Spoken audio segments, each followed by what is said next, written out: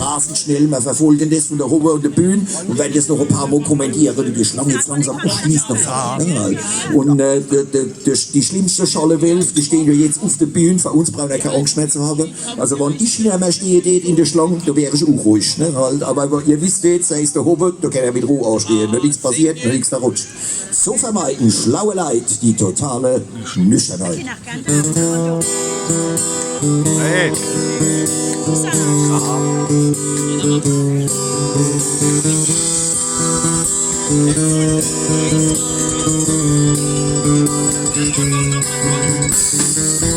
Das Leben ist genau betrachtet nicht mehr als was man selbst draus macht. So muss man sich schon oft bei Zeiten zwischen dem und Zell entscheiden. Ja, wenn die Frage noch ganz und gar nicht ist, dann hilft ein Kompromiss. Es ist oft nur ein kleiner Schritt, die Lesung liegt stets in der Mitte.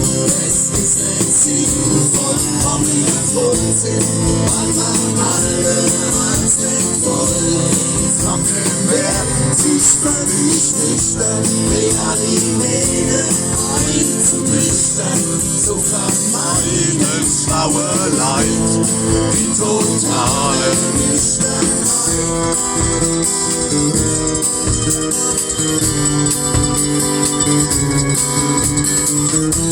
Die Musik sagt man uns daheim, mit dem Trinken ein Problem. Doch wie so oft auf dieser Welt ist nur die Frage schon falsch gestellt.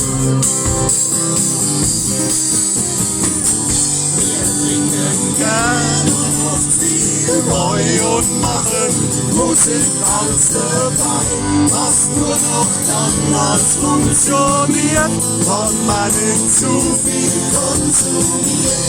Kann uns verführen und nicht aussehen, haben wir trotz alledem allererstens nur beim Trinken musikalische Probleme.